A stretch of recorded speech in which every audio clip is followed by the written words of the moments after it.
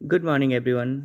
इस वीडियो में हम लोग सन 2025 में विज्ञान के सभी ऑब्जेक्टिव क्वेश्चंस को देखेंगे। ये प्रथम पाली में पूछे गए प्रश्न हैं। टोटल प्रश्न 80 है, जिसमें से 40 प्रश्नों का जवाब विद्यार्थियों को देना रहता है। तो सीधे प्रश्न पे आ जाते हैं। सबसे पहला प्रश्न है, ब्यूटेन के कितने समावयवी संभव है। 1 नंबर क्वेश्चन, ब्यूटेन के कितने समावयवी संभव है। तो ऑप्शन है 2, 3, 4, 5। तो सबसे पहला ऑप्शन ही सही है, ऑप्शन नंबर ए, 2 समावयवी संभव है। दूसरा सवाल है, मीथेन के अणु का आकार होता है। मीथेन का अणु कैसा होता है। तो इसका आंसर होगा चतुष्फलकीय, समचतुष्फलकीय। ऑप्शन सी करेक्ट आंसर होगा।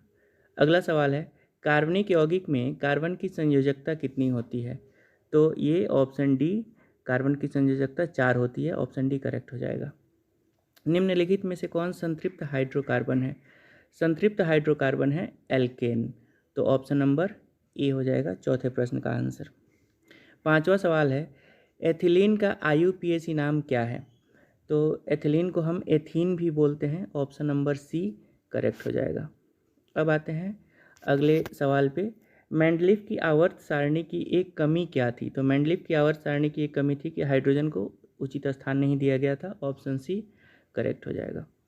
अगला सवाल, अष्टक का नियम निम्नलिखित में से किसके द्वारा प्रतिपादित किया गया था। तो अष्टक का नियम दिया था न्यूलैंड्स ने। ऑप्शन बी करेक्ट हो जाएगा। अगला सवाल है, निम्नलिखित में से कौन से यौगिक सबसे अधिक क्षारकीय होगा। तो इसका option B Na2O, option B correct answer हो जाएगा। अगला सवाल, कल्पक्कम नाभिकीय विद्युत संयंत्र किस राज्य में स्थित है। तो कल्पक्कम तमिलनाडु में है। कल्पक्कम तमिलनाडु, कुछ तमिल जैसा लग रहा है। अगला सवाल 10 नंबर, घरेलू गैस LPG यानी कि लिक्विड पेट्रोलियम गैस का मुख्य अवयव क्या है। तो LPG में मुख्य रूप से ब्यूटेन पाया जाता है। ऑप्शन सी करेक्ट हो जाएगा।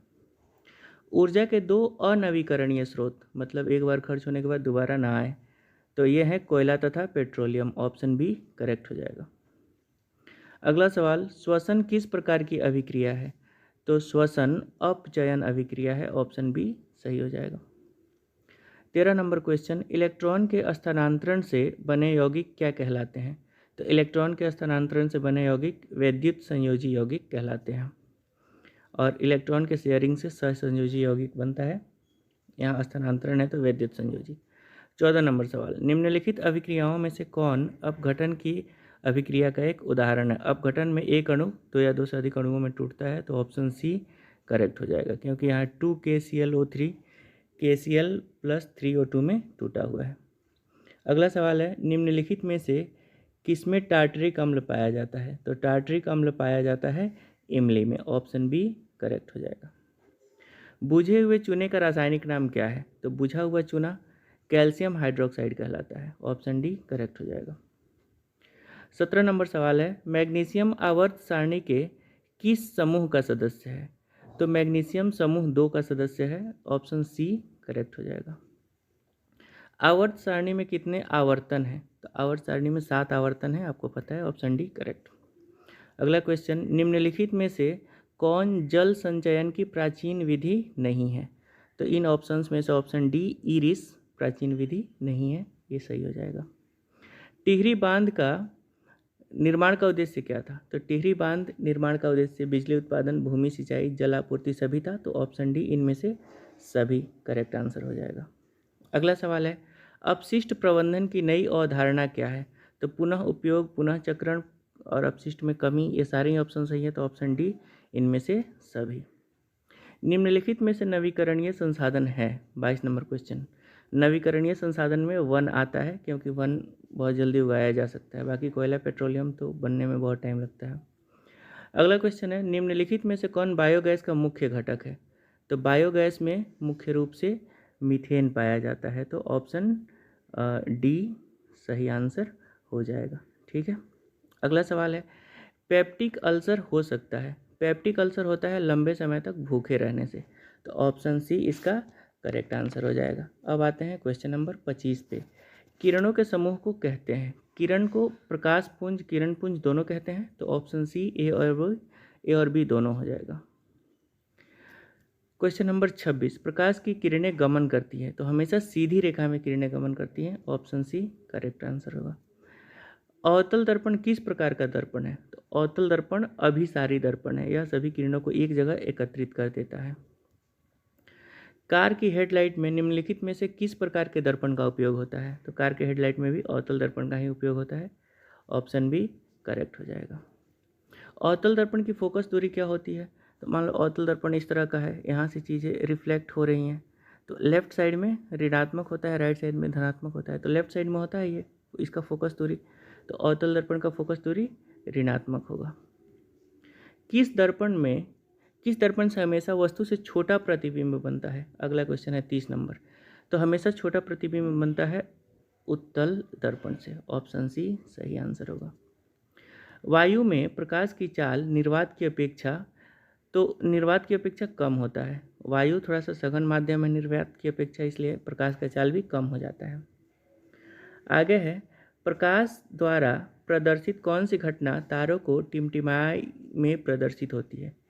तो प्रकाश का अपवर्तन, इसमें जब प्रकाश एक माध्यम से दूसरे माध्यम में जाता है तो अपने रास्ते से थोड़ा सा विचलित हो जाता है, अपवर्तन के कारण ही तारे टिमटिमाते हुए प्रतीत होते हैं। अगला क्वेश्चन है, किशोरावस्था में होने वाले परिवर्तन को क्या कहते हैं? तो ये परिवर्तन प्यूबर्टी कहलाता है, ऑप्शन सी करेक्ट होगा। क्वेश्चन नंबर 34, निम्नलिखित में से कौन परिवार नियोजन साधनों में प्रयुक्त एक प्रभावी उपाय है? तो ऊपर दिए गए सारे ऑप्शन ही प्रभावी उपाय हैं, तो ऑप्शन नंबर डी इनमें से सभी करेक्ट आंसर होगा। एटाविज्म का क्या अर्थ है? एटाविज्म संतानों में पूर्वजों के गुणों का आना जो जनकों में नहीं है, ऑप्शन सी करेक्ट आंसर है। किसी जीव की जीनी संरचना क्या कहलाती है? तो जीनी संरचना जीनोटाइप कहलाती है, ऑप्शन बी करेक्ट होगा। प्राकृतिक चयन द्वारा जीवों का विकास क्या कहलाता है? डार्विनवाद, option D correct answer. 38 number सवाल है, जैव आवर्धन प्रदर्शित करने वाला रसायन है? तो जैव आवर्धन प्रदर्शित करता है DDT, ऑप्शन डी करेक्ट होगा। 39, प्राथमिक उपभोक्ता कहलाते हैं?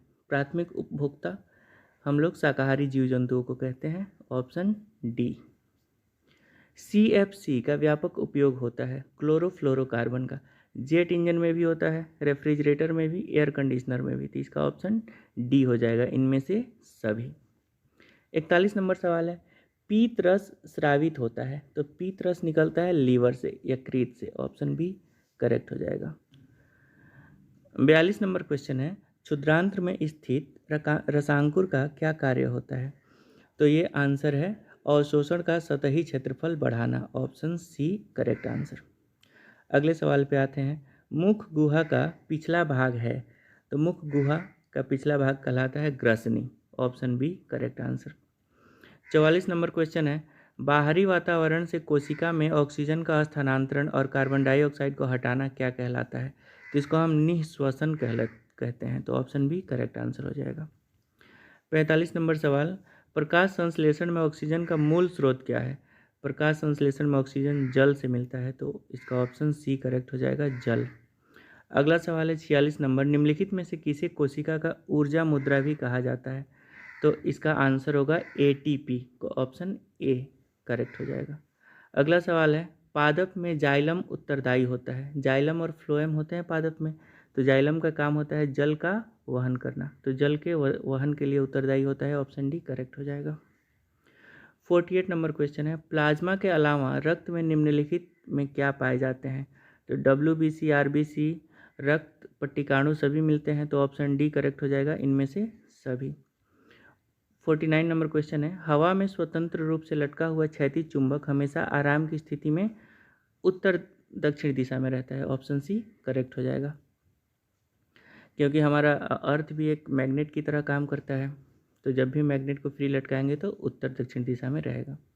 50 नंबर क्वेश्चन, यदि एक विद्युत धारावाही तार के समीप कंपास रखा जाता है तो कंपास की सुई, विद्युत धारावाही तार भी अपने आप में एक चुंबक की भांति कार्य करता है, उसके पास कंपास रखेंगे तो सुई विक्षेपित हो जाएगी, ऑप्शन ए करेक्ट आंसर हो जाएगा। 51 नंबर क्वेश्चन है, फैराडे ने बहुत से क्रांतिकारी खोज की, इनमें शामिल है विद्युत चुंबकीय प्रेरण, ठीक है, विद्युत अपघटन के नियम, ये भी ठीक है, तो ऑप्शन ए और बी दोनों करेक्ट है, ऑप्शन सी करेक्ट आंसर होगा। अगला है 52 नंबर, विद्युत मोटर परिवर्तित करता है।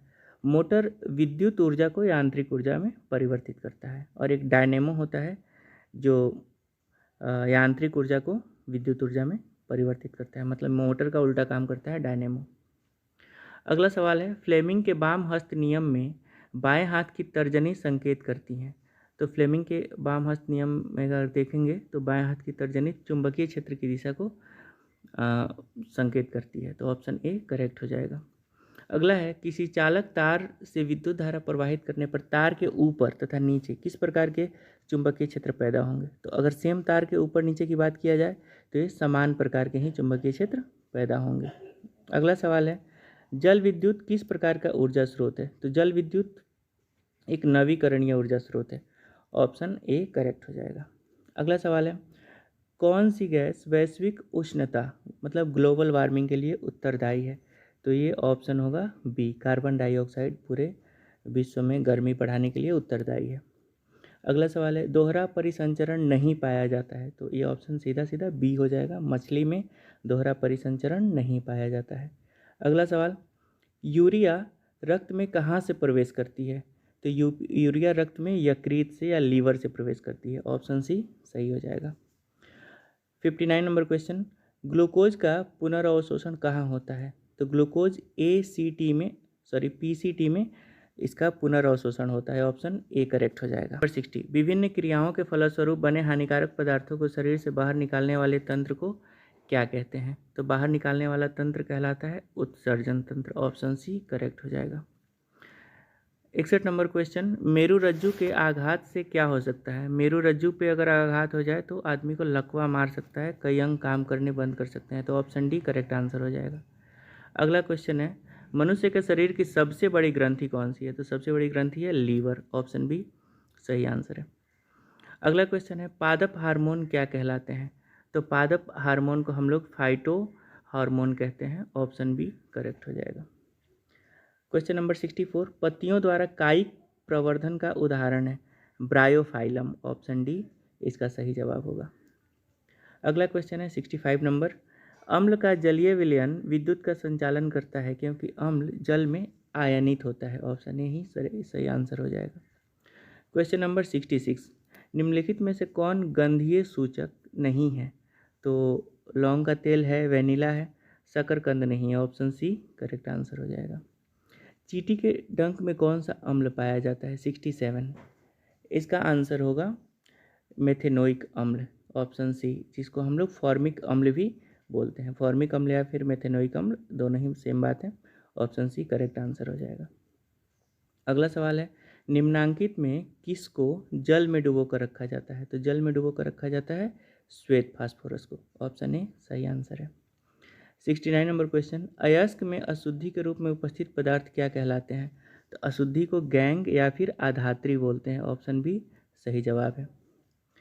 क्वेश्चन नंबर 70, निम्नांकित में किस धातु को चाकू से आसानी से काटा जा सकता है। तो चाकू है Na यानी कि सोडियम। अगला सवाल है, सोने में कौन सी धातु मिलाकर मिश्र धातु तैयार की जाती है। तो सोने में आमतौर पे कॉपर मिलाया जाता है और मिश्र धातु बनाया जाता है। अगला सवाल है, सिलिकॉन है एक, सिलिकॉन क्या है। तो सिलिकॉन एक उप धातु है। ठीक है, ऑप्शन डी करेक्ट आंसर होगा। ठीक है, अब आते हैं अगले सवाल पे।